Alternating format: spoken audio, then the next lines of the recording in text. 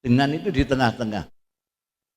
Khairul umur awsatuha, yang di tengah-tengah. Tidak berlebih-lebihan. Makan tidak berlebih-lebihan, minum tidak berlebihan. Sampai berlebihan makan, berlebih-lebihan minum, tanyakan dokter, baik apa buruk.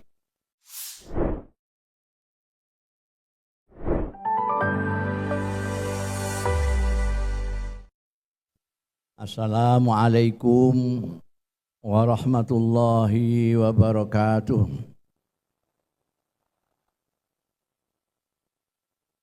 Alhamdulillahi rabbil alamin. Wassalatu wassalamu ala asrafil anbiya'i wal mursalin Sayyidina wa maulana Muhammadin wa ala alihi wa sahbihi ajma'in. Amma ba'd. Yang terhormat dan yang saya hormati sesepuh bini sepuh, khususnya Profesor Sugiono, Bapak Direktur dan Wakil Direktur, para dosen, segenap aktivitas akademika Politeknik Perkapalan Nasional Surabaya, para mahasiswa-mahasiswi, seluruh keluarga besar Politeknik Perkapalan Nasional Surabaya, hadirin hadirat yang saya hormati. Pertama-tama saya harus memanjatkan puji syukur kehadirat Allah Subhanahu wa Ta'ala yang telah memperkenankan saya pada hari ini sowan di Politeknik Perkapalan Nasional ini dalam rangka tabligh akbar. Berapa orangnya kok akbar sekali?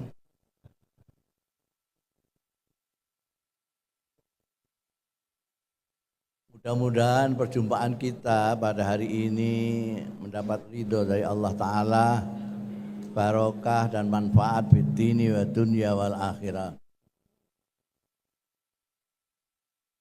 Saat ini saya hanya ingin mengajak panjenengan semua, termasuk diri saya sendiri, untuk bersyukur. Kita tadi mendengarkan pembacaan Al-Quran 2 kali disebutkan wa yajzillahu syakirin wa najziz syakirin di akhir tadi. Maka tema yang akan saya berikan adalah tema bersyukur. Bersyukur itu membutuhkan syarat, mempersyaratkan kesadaran adanya anugerah. Orang yang tidak menyadari adanya anugerah tidak akan bersyukur.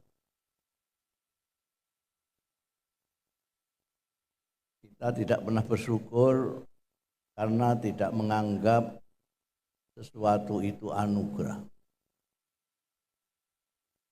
Kita saksikan orang-orang yang haji itu bersyukurnya sampai 2 kali.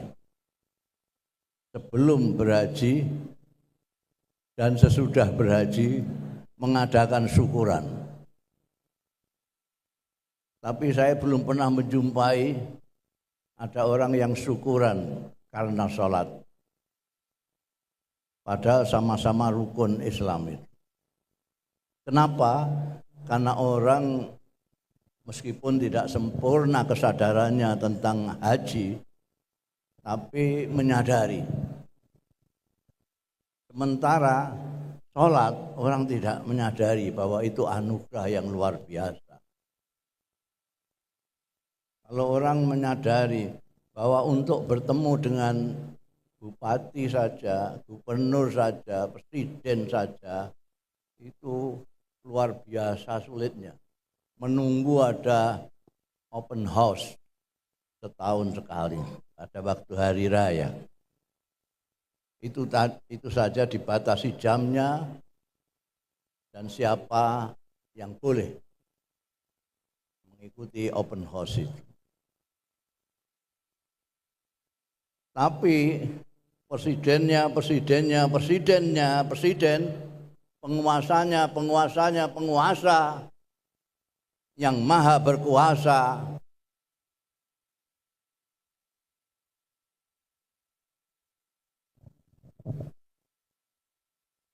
itu minimal 4 kali open house untuk menerima kita semua bertatap muka, memohon apa saja kepadanya. Tapi karena kita menyadari, kita tidak pernah bersyukur tentang hari ini, saya ingin mengingatkan ada anugerah yang sangat besar sekali yang sama sekali kita tidak sadari sehingga tidak bersyukur. Saya tidak akan banyak, mungkin 3 anugerah sajalah. Sudah cukup. Yang pertama, anugerah kita diciptakan oleh Allah sebagai manusia.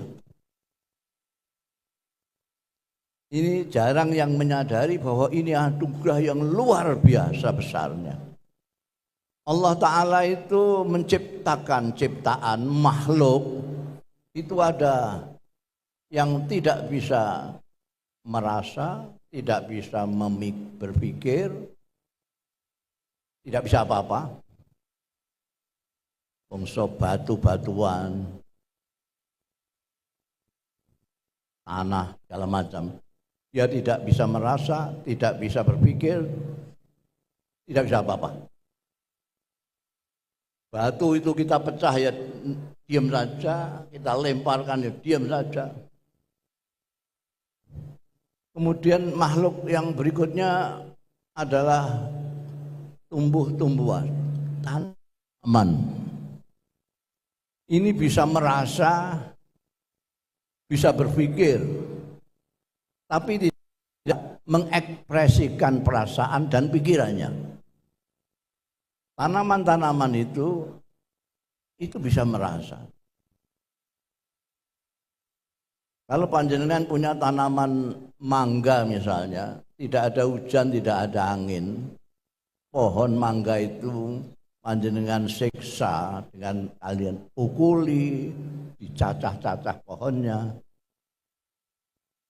Coba sampean lihat nanti, dia tidak akan berbuah, berbunga pun tidak. Itu ekspresinya mangkel sama panjenengan.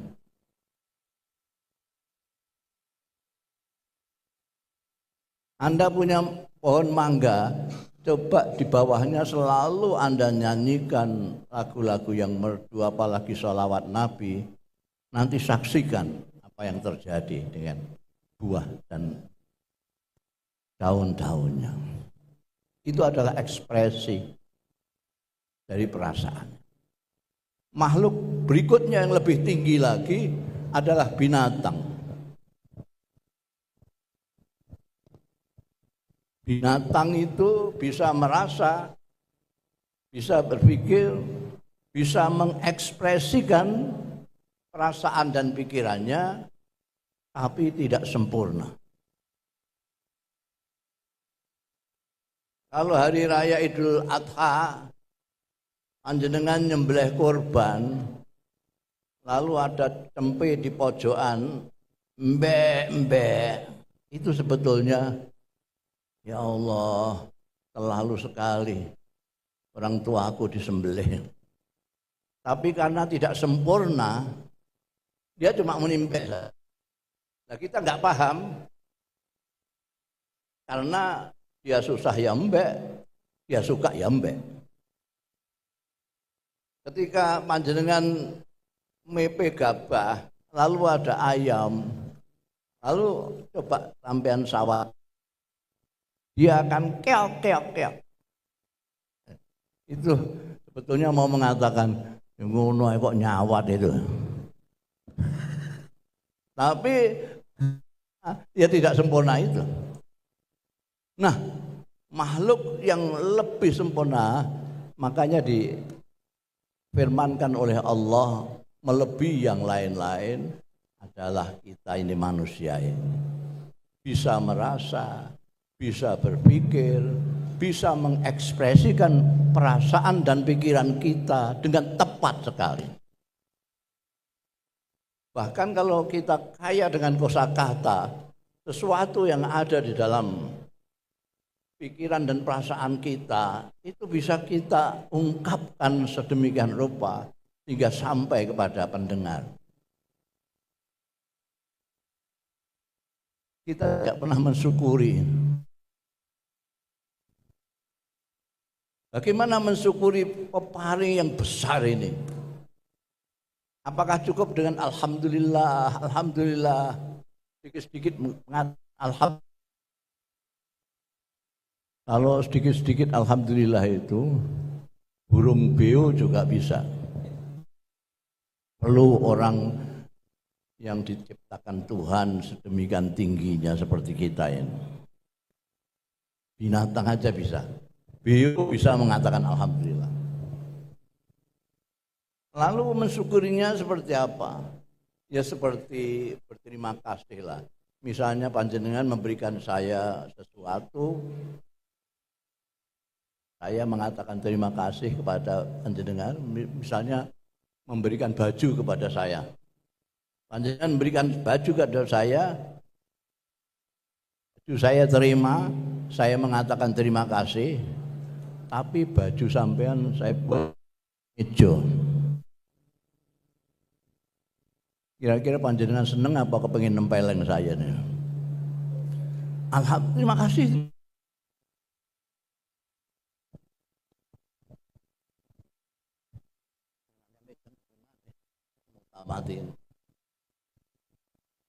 Jadi meskipun saya tidak bilang terima kasih, tapi baju itu di mana-mana saya pakai. Pemberian Anda itu saya pakai terus.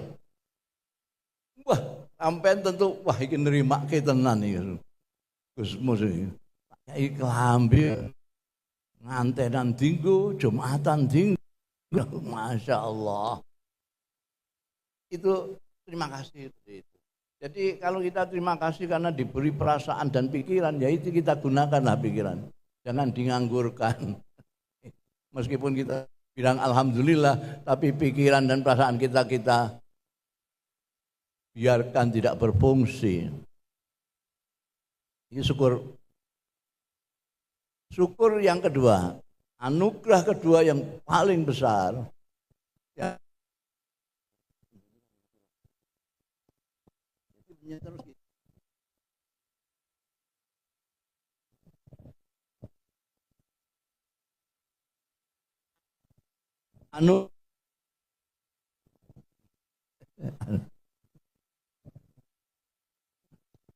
ini tidak jadi akbar tabletnya ini.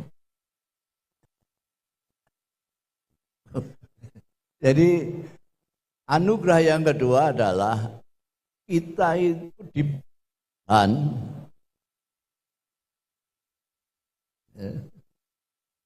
untuk menjadi orang Indonesia.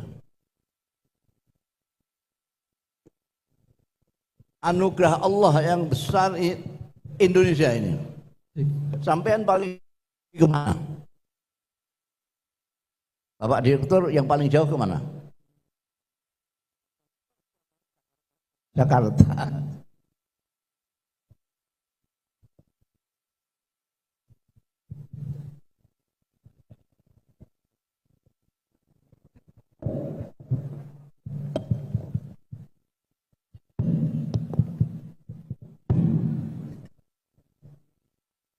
Ke Kanada. Nanti kita cocok-cocokkan. Saya hampir sudah keliling. Di Korea saya sudah pernah, di Jepang saya sudah pernah, Timur Tengah hampir komplit, Saudi Arabia, Irak, Yordan, Syria, di Eropa hampir komplit, Belanda, Jerman, Prancis sampai Amerika juga sudah. Di tempat-tempat itu saya selalu teringat Indonesia. Nggak tahu kalau panjenengan di Kanada ingat Indonesia apa enggak. Jadi di sini ya, ini yang panas seperti ini, itu saya lihat cuma 36.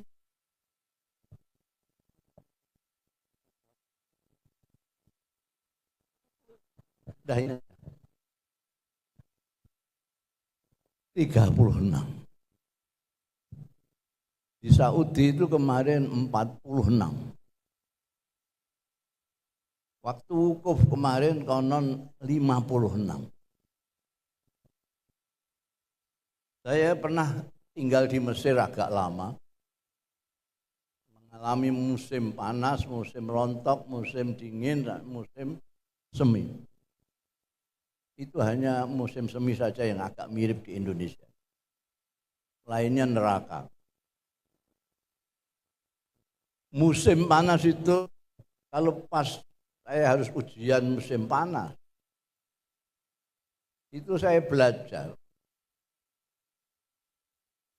buku-buku yang akan saya sinaoni itu, saya masukkan ke plastik, terus saya kamar mandi, shower saya. Kalau enggak masuk satu huruf pun itu. Saking panas. Kalau saya mau tidur, kasur saya siram satu ember untuk tidur. Kalau musim panas ya. Saya mengembalikan ember, balik ke kasur sudah panas lagi. Enggak neraka itu. Kalau musim dingin, itu sampai 6 di bawah 0 itu. Di sini paling dingin berapa ya? Enggak sampai puluhan. Berapa? 16 paling dingin di sini. Itu saya pernah 16 di bawah 0. Kemulan itu keluar sak driji tok. Itu ngetotor dhewean.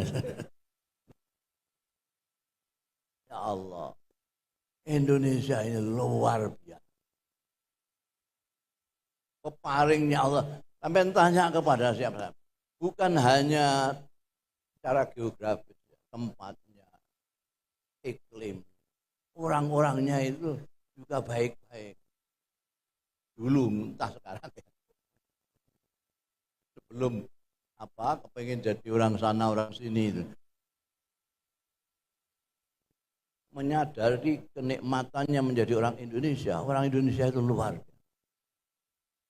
Sampai orang-orang luar menyebut kita bangsa tersenyum, bangsa yang murah senyum. Sampai kalau ke daerah misalnya Magelang kenal enggak kenal itu akan menyapa sampean sambil tersenyum. Tidak enggak kenal sama sekali. Tidak Bude, dibilang pangga, kadang-kadang dipanggil Bude, padahal ya enggak ponaan enggak apa. Berbagai macam suku yang berbeda-beda, kadang-kadang berlawan-lawanan. Jawa muni manis, Sunda muni amis. Ini muni wis, kono muni atos. Kadang-kadang itu luar biasa. Bahkan di Indonesia ini, akar pun bisa dibuat geduk. Akar kok bisa dibawa geduk itu, kalau tidak di Indonesia tidak ada. Akar pohon itu kan akar, telo itu. Bisa. Di Mesir itu saya lihat sendiri, tempat sepak bola saya pada waktu itu nyewa lapangan. Seminggu 500 pound sterling pada waktu itu. Seminggu sekali. Kadang-kadang prai seminggu pas waktunya kita dapat waktu hari Jumat. Setiap hari Jumat kita pergunakan lapangan itu. Bayarnya 500 pound Egypt hanya seminggu sekali. Itu pun kadang-kadang prei Jumat saya tidak boleh main. Kenapa? Karena rumput sedang disirami. Rumput disirami. Kalau tidak disirami, ya mati. Di sini rumput sampai dibedoli. Karena tidak disirami, tumbuh di mana-mana. Indonesia. Sekian banyak suku, sekian banyak etnis, sekian banyak bahasa, tapi punya bahasa kesatuan Indonesia. Orang Jawa bisa berkomunikasi dengan orang Batak, orang Aceh bisa berkomunikasi dengan orang Madura, karena ada bahasa. Di Filipina, konon mau punya seperti Indonesia, bahasa persatuan, bahasa kesatuan, bahasa Tagalog itu. Tapi konon sampai sekarang belum bisa dijadikan bahasa yang seperti bahasa Indonesia. Padahal di sana dari kampung ke kampung sudah berbeda bahasanya. Ini Indonesia, kita tidak pernah mensyukurinya. Ada anugerah lagi yang lebih besar dari itu, yaitu kita dipilih oleh Allah Subhanahu wa taala menjadi umatnya Nabi Muhammad sallallahu alaihi wasallam. Itu anugerah yang luar biasa. Ini bukan karena kepandaian kita, bukan karena kepandaian mubalek, bukan kepandaian kiai dan ustadz yang bicara kepada kita, bukan. Kalau karena mubalik, karena kiai, karena ustadz yang mempengaruhi kita untuk menjadi umatnya Nabi Muhammad sallallahu alaihi wasallam. Kadang-kadang kan ada orang yang menepuk dada. Orang sini dulu itu mbambung semua. Tekel saya ini. Ketika saya datang sini, orangnya sudah bagus-bagus semua. Semuanya ibadah. Alhamdulillah, gayanya alhamdulillah kayak bersyukur gitu. Tapi sebetulnya sombong itu. Alhamdulillah dulu orang sini ini mbambung semua. Yang sholat aja enggak ada. Alhamdulillah setelah saya datang ke sini, saya ajak ngomong. Alhamdulillah sekarang semua ibadah. Itu kan kelihatannya kayak syukur tuh. Tapi itu sombong itu. Karena kita ikut Kanjeng Nabi Muhammad sallallahu alaihi wasallam itu pilihan dari Allah. Itu seperti halnya Pak Jokowi jadi presiden. Itu hak prerogatifnya Gusti Allah. Makanya saya mengatakan ini yang perlu disyukuri yang besar sekali karena kita dipilih oleh Allah menjadi umatnya Nabi Muhammad sallallahu alaihi wasallam. Kita itu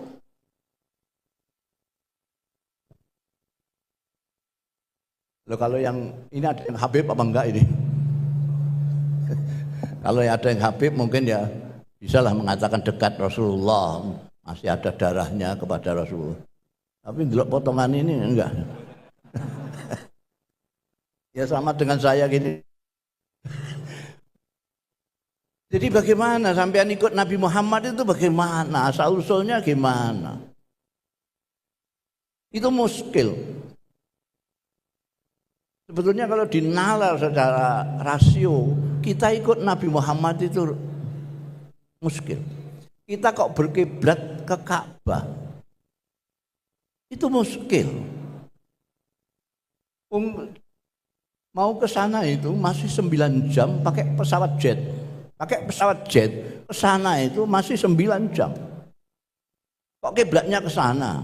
Kok enggak yang dekat aja nih? Borobudur. Borobudur kan lebih dekat.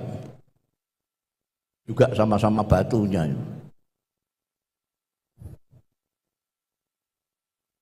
Kita tidak tetangganya Kanjeng Nabi Muhammad sallallahu alaihi wasallam. Tidak punya darahnya Kanjeng Nabi Muhammad. Bahasanya juga jauh sekali. Kanjeng Nabi afsahum man nataqa biddad. Nabi adalah orang yang paling fasih ketika mengucapkan dot. Sementara kita tidak bisa mengucapkan dot. Ramadan aja Ramlan, Murtadha Murtala, Ridho Rilo. Karena bajadun hawasun khatoyakun ngamanun ini ono cara kodota sawala monggo bodho.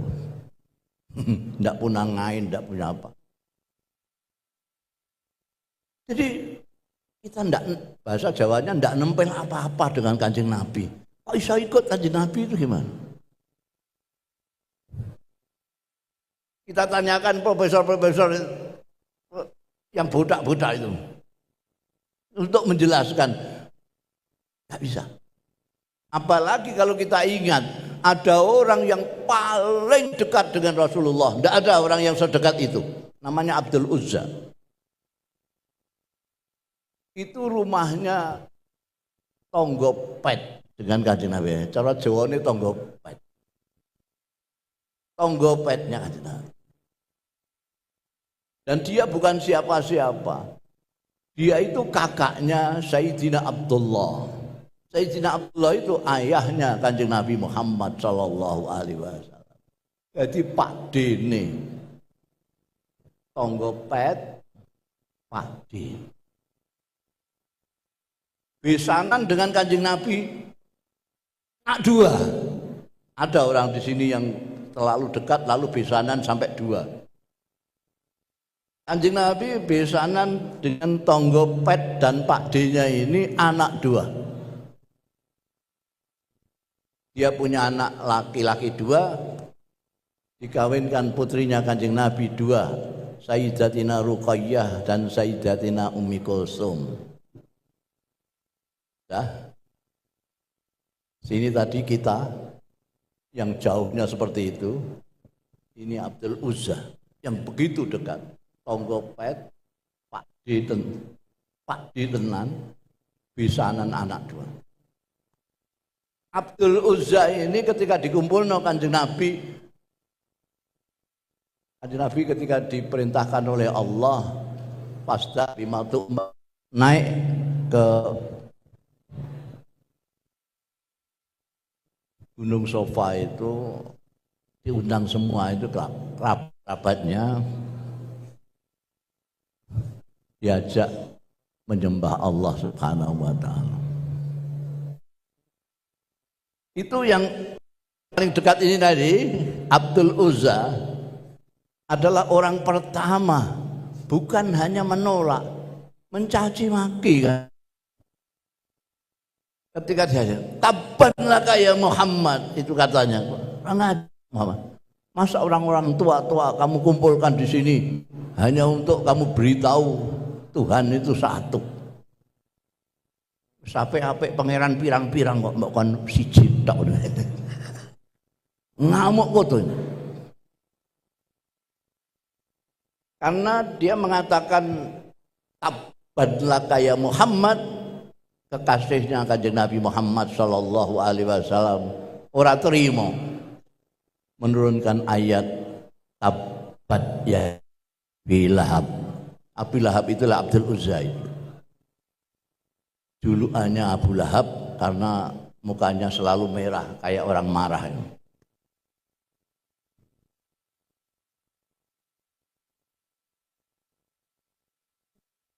Orang yang tonggo pet Pak D cer bisa anak dua, diajak bukan hanya tidak mau tapi misuh.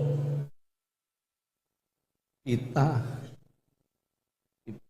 tidak apa-apanya, tonggo juga enggak, darah juga enggak, tahu-tahu ikut Kanjeng.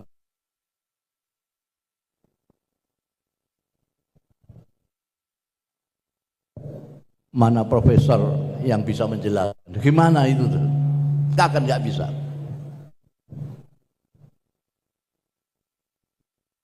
Orang yang begitu dekat dengan Kanjeng Nabi Muhammad sallallahu alaihi wasallam bukan hanya tidak ikut Kanjeng Nabi tapi marah ketika diajak Kanjeng Nabi.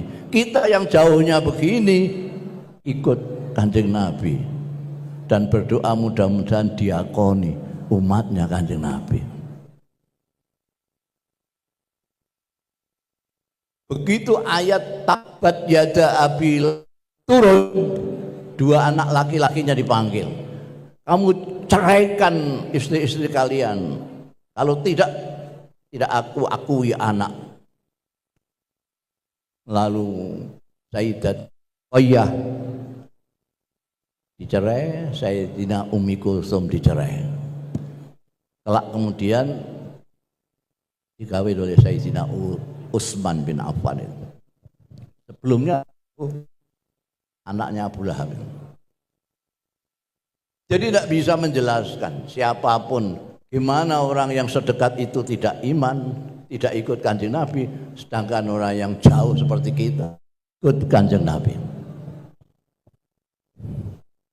Kalau saya yang ditanya, gampang saya menjawabnya.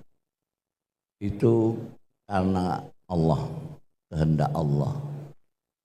Allah itu cara Jakartanya maha semau gue. Allah itu maha semau gue menurut wong Jakarta. Terserah. Abu Lahab mau nuntut tidak bisa. Kenapa saya yang dekatnya seperti itu? Saya yang pamannya, saya yang dekat.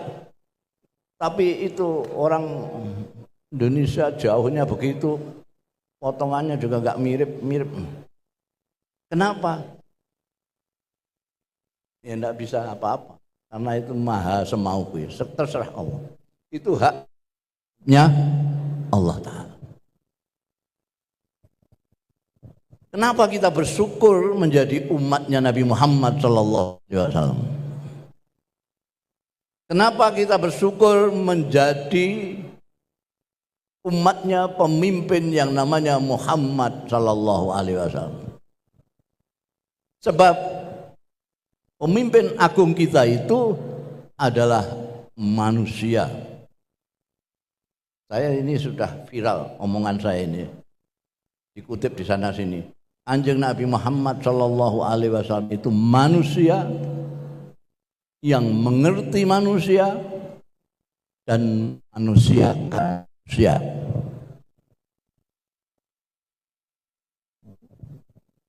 Banyak pemimpin yang manusia itu kelihatannya, tapi dia tidak mengerti manusia. Dikiranya kalau tidak seperti dia bukan manusia atau setengah manusia. Itu banyak. Mentang-mentang dia ahli wiridan, ada orang baru mau tanya minta ijazah. Kok saya dikasih ijazah? Rupanya tenang hati saya. Ya udah ini, baca ayat kursi ini setiap habis sholat 35.000 kali ya. Ini namanya orang meskipun diundang kiai sekalipun ini manusia yang tidak ngerti manusia. Pokoknya ukurannya manusia dialah. Kalau tidak seperti dia bukan manusia. Itu kan ada yang seperti itu. Pemimpin yang kelihatannya manusia tapi tidak mengerti manusia. Ada yang ngerti manusia tidak memanusiakan. Hanya itu. Wah, mentang-mentang dia dibutuhkan orang banyak. Kalau orang butuh apa-apa memerlukan tanda tangannya dia. Lalu rakyat jelata kalau urusan dengan dia diklewer. Tidak dianggap manusia, setengah manusia itu biar keleleran dulu nanti baru saya tanda tangani. Kalau Kanjeng Nabi Muhammad SAW manusia yang mengerti manusia dan memanusiakan manusia. Karena itu kalau kita menjadi manusia, tetap menjadi manusia, itu tidak ada sulitnya sama sekali mengikuti Kanjeng Nabi Muhammad SAW. Paling mudah-mudahnya mengikuti pemimpin adalah mengikuti Kanjeng Nabi SAW. Kenapa? Karena beliau manusia yang paling manusia, mengerti manusia dan memanusiakan manusia, dan kita ini manusia. Coba sampean tunjukkan apa perintahnya Kanjeng Nabi yang berat bagi sampean.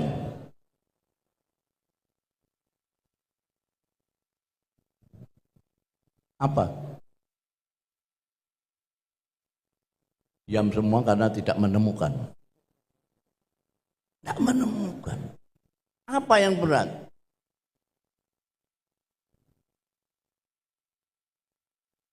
Apalagi perintahnya Rasul itu diembel-embeli. Idza amartukum bi amrin fa'tu minhu mastata'tum. Kalau kalian aku perintah untuk apa sajalah, laksanakan perintah itu semampumu. Ini yang menjadi tidak berat. Ada dulu kawan saya itu ngeluh sama saya,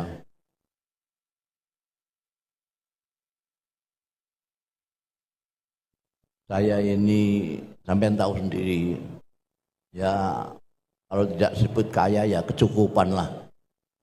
Saya punya mobil 3, truk saya 4, istri saya cantik, rumah saya 3.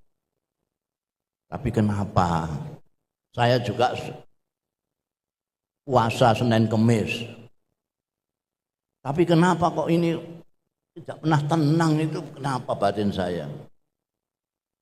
Karena dia mengatakan puasa Senin Kemis, jadi saya tebak, jangan sampean perlu meningkatkan kualitas sholat sampean. Sholat sampean itu kalau kemarin-kemarin ngelamunnya 90%, kurangilah sampai 80 apa 7%. Sampai nanti itu ingat bacaan-bacaanmu lah, sampai ingat Allah Ta'ala. Sampai kurangi itu lamunan lama. Diem lama, tahu-tahu dia bilang, wah, kalau sholat memang saya belum melaksanakan. Masya Allah, loh, sampai enggak sholat.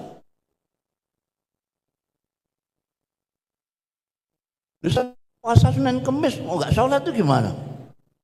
Puasa kan gampang, tinggal tidak makan saja. Lah kalau sholat, sholat itu saya bisanya cuma Fatihah tok itu. Loh, bagaimana sampean? Sholat itu hanya Fatihah tok. Masak kiai. Sampean panggil saya kiai, sampean masak-masak. Berarti enggak percaya kowe mbek aku. Kalau enggak percaya sama saya, tanyakan kiai-kiai di mana saja. Sholat itu yang wajib ya mau ikut tok. Kamu belum bisa Fatihah itu. Allahu Akbar, isono mau waktu Allahu Akbar tok misalnya, karena orang itu nggak tahu, belum pernah ngaji, belum apa, tahunya Allahu Akbar karena sering mendengar orang demo. Itu sholat bisa Allahu Akbar, Allahu Akbar, Allahu Akbar, Allahu Akbar, Allahu Akbar.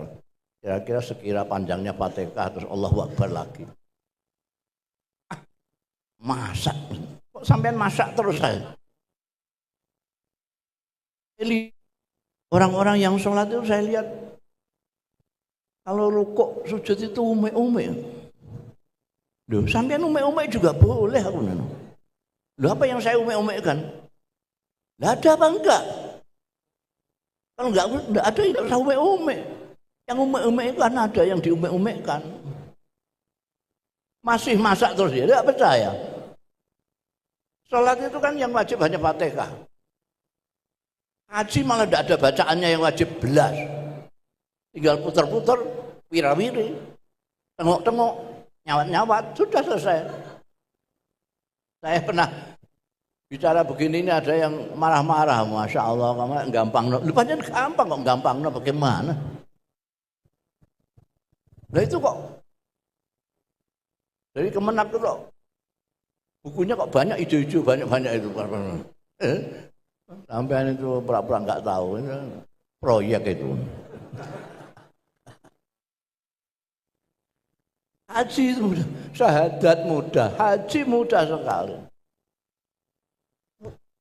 Namanya sa'i itu yo sa'i wirawiri. Wira dari sofa, wiri dari marwah. Wira, wiri. Tawaf itu maknanya mubeng-mubeng. Lah saya memang justru saya heran kalau ada haji kok ditatar itu apa. Dan banyak penataran itu. Jadi nanti orang tawaf itu sak bodoh-bodohnya orang, enggak akan ada yang keliru. Sebab kalau keliru ketabrak uang. Liane rene dhewe. Ketabrak. Sa'i itu sudah dibikin 2 jalur. Dulu usulnya Bung Karno. Bung Karno itu punya jariah memudahkan orang sa'i. Dibikin 2 jalur. Yang dari sofa sini, yang ada jalurnya sendiri. Bahkan yang naik bisa tempatnya sendiri di tengah. Ada sulitnya. Wukuf yang intinya haji itu ya wukuf. Wukuf itu secara bahasa maupun secara istilah maknanya tengok-tengok. Bayangkan orang menatar orang. Jadi sampai Arafah tengok-tengoklah Anda. Gerang kongkrang kok dikongkon tengok-tengok. Bocah cilik yang dikongkon tengok-tengok. Bocah kok gak iso tengok-tengok. Nah, itu baru bocah. Apalagi balang jumlah, ya balang itu nyawati itu. Dan itu kan sudah latihan nyawati jambune tonggo. Enggak ada. Jadi Kanjeng Nabi Daud, apa saja yang diperintahkan, apa saja yang aku perintahkan, laksanakan semampu.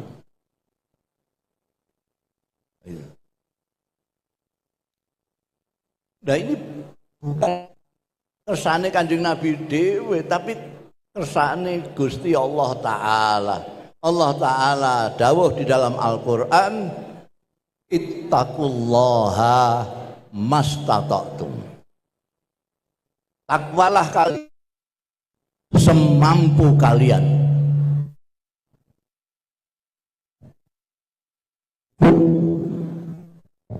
Aneh, saya belum pernah dengar ada khotib membaca ayat ini. Ittaqullaha mastata'tum. Yang banyak itu ittaqullah haqqa tuqatih.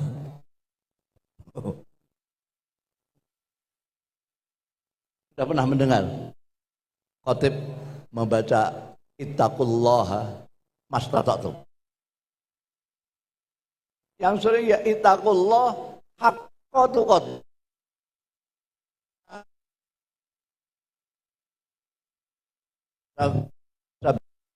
Enggak bikin mic.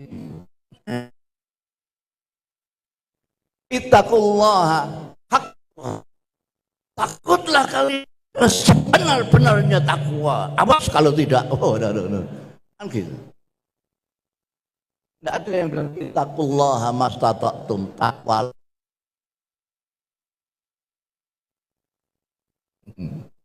Padahal banyak mufassir justru yang mazhab nasih mansuh menyatakan bahwa ittaqullaha haqqa tuqatih sudah dinasih dengan ittaqullaha mastata'tum. Tapi khotib-khotib masih memilih ittaqullaha haqqa tuqatih daripada ittaqullaha mastata'tum. Takwalah semampu. Dan Kanjeng Nabi Muhammad sallallahu alaihi wasallam karena manusia jadi tahu kemampuan kita manusia ini.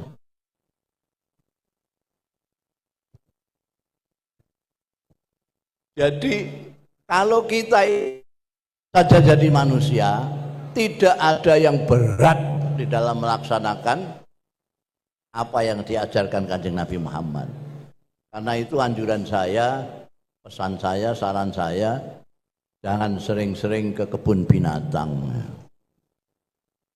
Kadang-kadang kalau keseringan ke kebun binatang itu pengen jadi macan gitu ya. Pulang-pulang istrinya digerautin. Kadang-kadang terus kepiru pengen niru boyo. Wong ganteng-ganteng rasane cah wedok-wedok. Awas lho itu buaya darat. Itu karena sering-sering ke kebun binatang itu. Cah ayu-ayu dirasani cah lanang-lanang. Hati lho iku ayu tapi ula.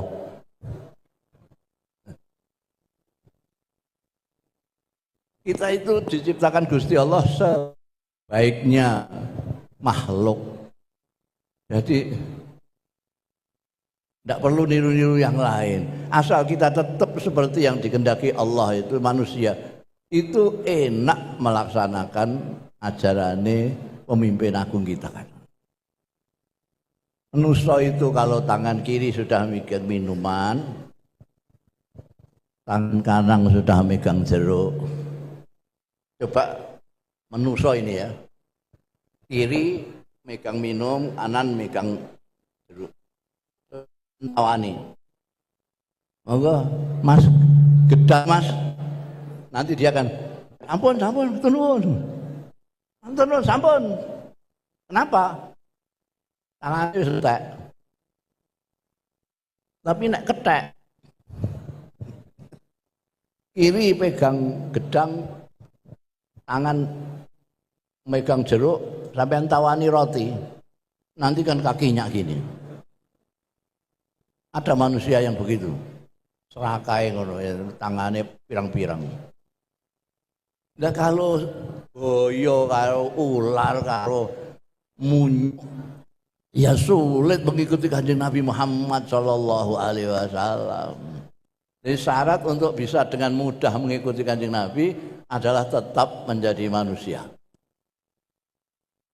Itu saja. Wassalamualaikum warahmatullahi wabarakatuh.